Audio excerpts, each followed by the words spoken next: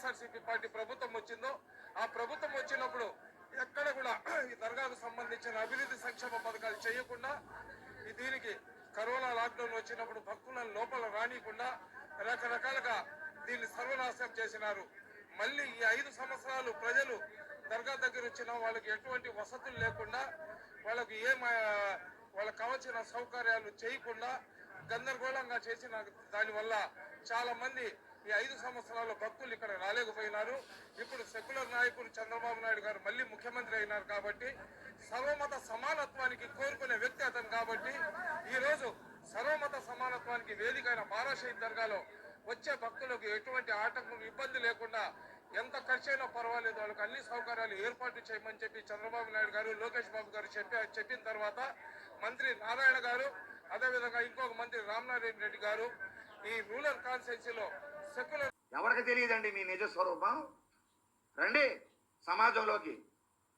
కాబట్టి ఈరోజు ఏదైతే రాష్ట్రంలో ప్రతి హిందూ గుండెలు మండి కనీసం వినాయక చవితులు పండగలు చేయకుండా విగ్రహాలు లాగేసి పీకేసి కరోనా నెపంతో చర్చిల్లో మసీదుల్లో ప్రార్థన చేసుకుంటే ఎక్కడా కరోనా షరతులు లేనప్పుడు జగన్మోహన్ రెడ్డి వినాయక మండపాలను పీకేస్తే స్వరూపానంద విశాఖపట్నంలో అత్యంత దారుణంగా విగ్రహాన్ని లాగేస్తే ఒక మాట మాట్లాడేవు నువ్వు.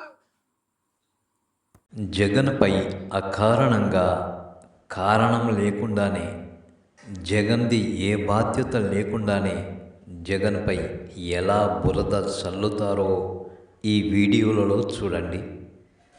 టీడీపీ కూటమి అధికారంలోకి రావడంతోనే సమయం దొరికినప్పుడల్లా జగన్పై బురద చల్లుతున్నారు ఈ పచ్చ అభిమానులు. కరోనా టైంలో లాక్డౌన్ పెట్టారు. ఆ లాక్డౌన్ గైడ్లైన్స్ ఎవరిచ్చారు?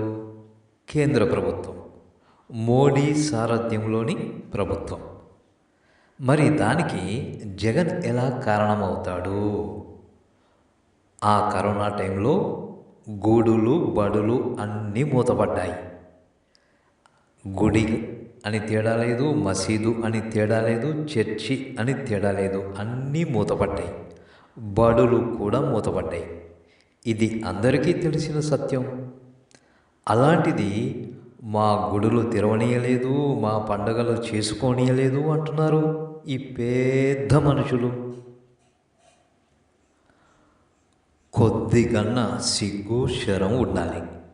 ఎంతోమందిని ప్రభావితం చేసే స్వామీజీ వేషములో, ముల్లాల వేషములో ఉన్న, వేషధారణలో ఉన్న, లేక హోదాలో ఉన్న వీరు ఇంత నిస్సిగ్గుగా అబద్ధాలు ఎలా చెబుతారో అర్థం కాని విషయం.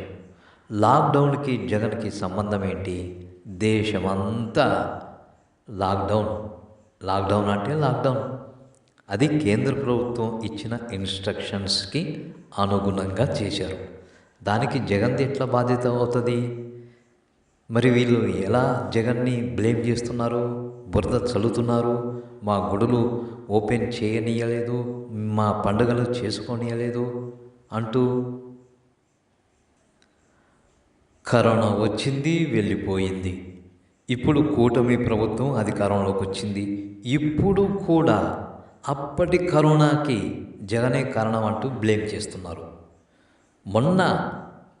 మొన్న ఆ యొక్క ఏం పండగ, రొట్టెల పండగ సందర్భంగా జగన్ మీద ఎంత బురద చల్లాలో అంత బురద చల్లిండు ఆ ముల్లా.